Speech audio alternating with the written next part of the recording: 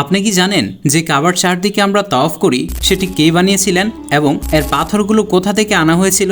হজরত ইব্রাহিম আলাইহিসসালাম যখন মক্কা মুকাররমায় ছিলেন তখন আল্লাহ তাআলা তার খলিল হজরত ইব্রাহিম আলাইহিসসালামকে আদেশ দিলেন যেন তিনি মক্কার নির্জন উপত্যকায় আসেন।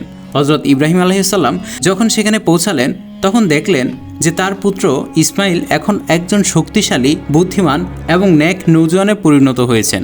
আল্লাহ তাআলা হজরত ইব্রাহিম আলাইহিসসালামকে আদেশ দিলেন, এখানে আমার ঘর নির্মাণ করো। যখন পিতা তার পুত্রকে এই কথাটি জানালেন, দুজনেই কোনো প্রশ্ন ছাড়াই এই কাজ শুরু করে দিলেন।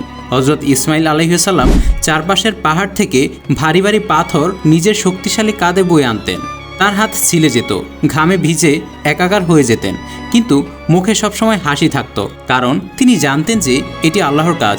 অন্যদিকে হজরত ইব্রাহিম সেই পাথরগুলোকে খুব সাবধানতা ও ভালোবাসার সাথে সারিবদ্ধভাবে সাজিয়ে রাখতেন।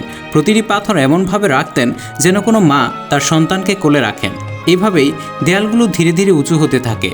কিন্তু সবচেয়ে অবাক করা বিষয় ছিল এই যে যখন দেয়ালগুলো বেশি উঁচু হয়ে গেল তখন হজরত ইব্রাহিমের জন্য কাজ করা কঠিন হয়ে পড়ল। তখন আল্লাহ এক বিশেষ ব্যবস্থা করলেন। একটি পাথর ছিল যার উপর হজরত ইব্রাহিম দাঁড়িয়ে যেতেন এবং সেই পাথরটি আল্লাহর নির্দেশে নিজে নিজেই উপরে উঠে যেত।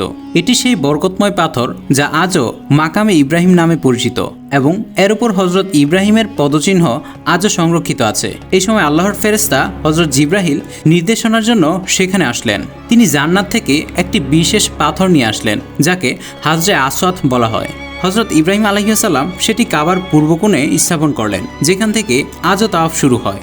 এই পুরো নির্মাণ কাজ খুব বেশি দীর্ঘ সময় ধরে চলেনি, বরং কয়েকদিন বা কয়েক সপ্তাহের মধ্যেই সম্পূর্ণ হয়ে যায়, কারণ এর কাঠামো ছিল সহজ। তবে সবচেয়ে সুন্দর দৃশ্য ছিল সেটি যখন এই দুই মহান ব্যক্তিত্ব হাত তুলে বিনয়ের সাথে দোয়া করছিলেন, হে আমাদের পালনকর্তা, আমাদের পক্ষ থেকে এই খিদমত কবুল করুন।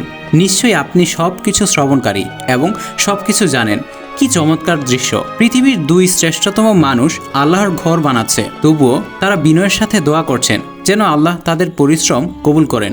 এটাই তো আসল ইবাদত। এভাবেই সেই নির্জন উপত্যকায় আল্লাহর ঘর তৈরি হয়, যা কিয়ামত পর্যন্ত ঈমান, আনুগত্য এবং কুরবানির সবচেয়ে বড় নিদর্শন হয়ে রইল।